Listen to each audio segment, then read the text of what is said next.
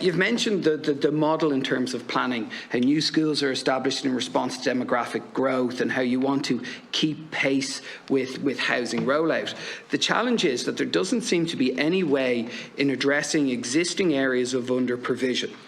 You don't seem to be looking at those gaps and filling them. You also don't seem to be looking at under-provision in terms of school choice and patronage choice and actively working to fill those gaps. I rely a lot here on the work of Dr. Mancini from Maynooth, who's done a lot of research on this and has published on this. I'm also fascinated to hear assertions in relation to capacity in Dublin 8. It was said that there's plenty of capacity. It said new builds are prioritised where there is no capacity in the existing system. The trouble is, I asked a PQ about capacity and was told the department don't measure it and don't have figures on capacity for school planning areas, which is completely contradicting all these assertions here. So which is it? Do you count capacity? If so, why was it not provided in the parliamentary question? Or is the parliamentary question right and you don't actually count capacity? And if that's the case, how are you making these assertions? The intake ratio for Dublin 8 school planning area is 55%. 45% of kids are travelling outside the area. Dublin 12 school planning area is about 70%. Blackrock Booterstown is 325%.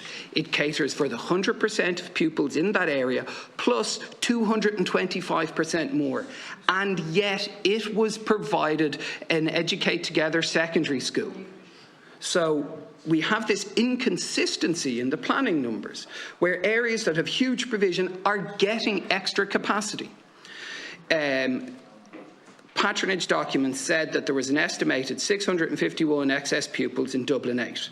I've been told that by the department that you need between 600 and 1,000 excess pupils to get a new secondary school.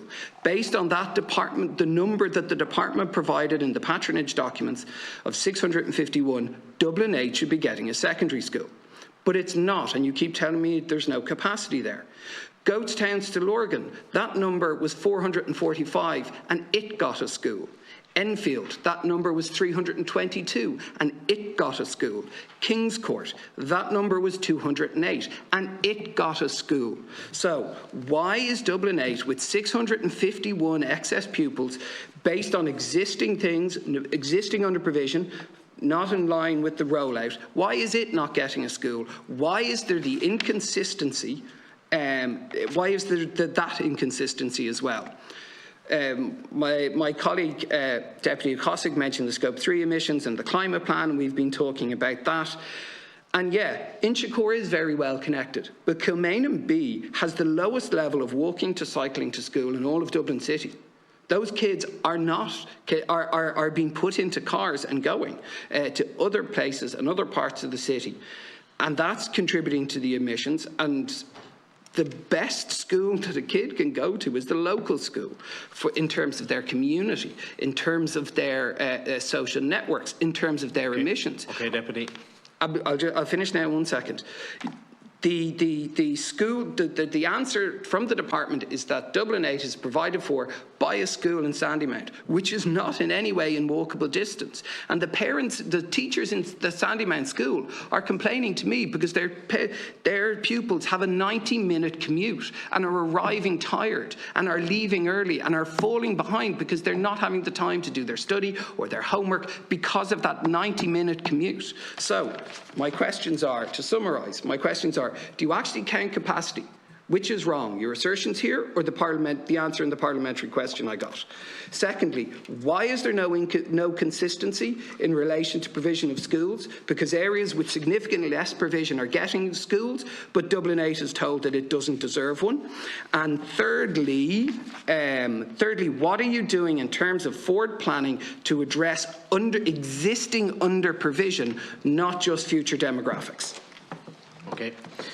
I'm leaving to go to a different meeting. The committee chairs are meeting at 1:15, so I propose that Deputy Clerk take the chair. Can I have a seconder for that? Second by Deputy Dillon. Okay. Thank you, Chair. Just before I do, thank you very much for maybe any outstanding queries that you would go back to. And I just want to thank Martina and Mark specifically because we took me on the spot the last day that we're here regarding the school for the deaf, or Holy Family School. So thank you for that.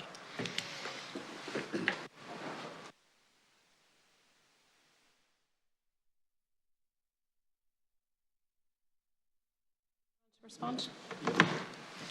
Thank you, and thank you, Deputy, for your question. Just in terms of the emergency works scheme issue and the issue around the collapsing boundary wall, we'll get that checked out and just see what the particular issues there. And you know, sometimes engineers can have different perspectives in terms of what the issue is and how it is to be remediated, but certainly we'll check. But they haven't had an acknowledgement from the department. Okay. No engineer's even gone out to look at it. Okay. And you know, look, we'll check that out. Just in terms of your issues around Dublin 8 and questions around that, I suppose we've nothing against Dublin 8, just to be clear. In terms of looking at requirements for new schools, we look at those as best we can in terms of where the need is, maximise existing capacity, and where there's a gap, then looking to see how that gets managed and work solutions around that. In terms of counting capacity, we certainly do our best to get a good understanding about capacity, but it's not an exact science. It can evolve, and it can evolve in relation to movement in and out of a school planning area. It can evolve with housing provision and housing rollout and all of that as well. So it's not a definitive exact science, and I'm not sure exactly in terms of the PQ that you reference whether an exact answer was requested as part of that PQ, and maybe that wasn't feasible.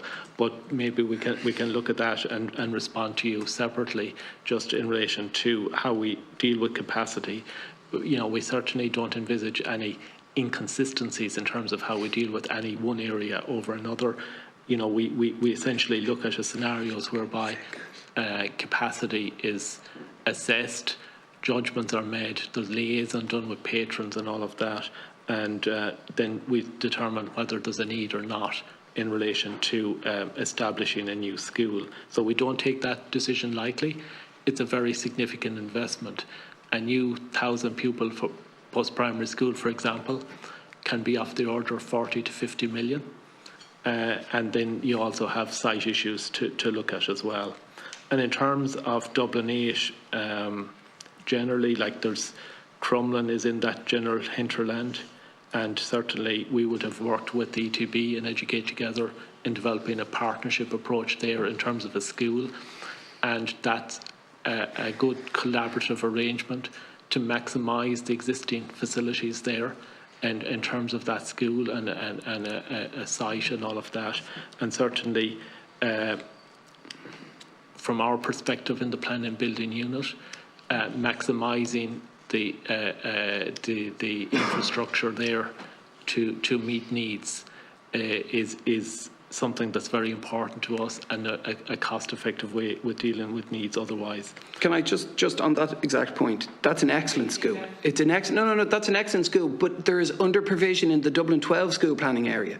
So you're going to meet the need for Dublin 8 by further weakening Dublin 12. And that's not good for the children in Crumlin who need access to that excellent school. And it's only one of two non-denominational schools, and it's the only one inside the M50 in the Dublin 12 school planning area. Okay. So it's needed for Dublin 12.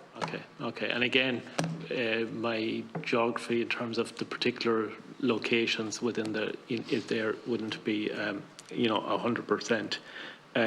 But I suppose the general point is that we look to maximise existing capacity more generally in all cases, and then where there is a real need, and we do recognise new schools, and we've recognised quite a number of new schools over the last number of years.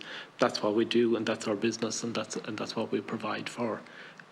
Might ask Marty or Anya to come in just in terms of just forward planning generally, and if there's anything more they wish to say around Dublin 8. Sorry, I'll just speak briefly just in relation to forward plan, and then the point you made in relation to existing demographics rather than just looking forward to the future pressures. As the approach we take is that we look at the whole country, we break it down into school planned areas, and we look at all the future demands for those areas. But that also takes into consideration the demographic trends that are coming through the system in relation to the falling off of requirements in primary school coming through to post-primary school. But we look at it all in the round, and we don't just plan for future residential developments. We are very much conscious of the existing requirements of the existing residential developments, and particularly in relation to the objectives under the NPF in regards to compact growth, and that there's going to be more development in kind of brownfield areas. So we are conscious of that, and we do take it into consideration with our planning. Just briefly again, and I will keep it short, Chair. Thanks, Deputy. I suppose to go back to what you referenced yourself in terms of the local school being the most appropriate school, there are 5 schools within what we would consider the Dublin 8 school planning area, and I know you've acknowledged yourself that they have long-standing traditions of really serving the community in Dublin 8 and doing an excellent job of doing that. So I suppose our first port of call is to look at those, support those, and see whether there's any scope for expansion within those to meet additional need if and when it emerges, or any gap in capacity that's there at the moment. What we do have is an indication from those schools, or some of those schools, that even within their existing accommodation they have an ability and a willingness to enrol more children already, and we're continuing to work with those to see how we best can maybe attract children to those schools, and to support them to expand beyond that if necessary. And that goes for the schools in Dublin 8, but also the other schools, in that 3-kilometre radius on the bus routes, accessible and that serve, I suppose, the community, that the current community in Dublin 8 and the new community that we know is growing in Dublin 8 as well. So when you reference the thresholds for new school establishment, the numbers, the kind of 650 figure, just to acknowledge that that's an additional need over and beyond what could be accommodated within the existing schools. So because there's capacity in schools and potential for expansion of capacity within those existing schools, I suppose that threshold doesn't neatly apply, I suppose, in that instance, Deputy. But the big thing is there's no multi-denominational school in the area. You've had more than way above what the previous chair had said was your time on this. I'm going to move on to Deputy Whitmore. Thanks very much, Anne.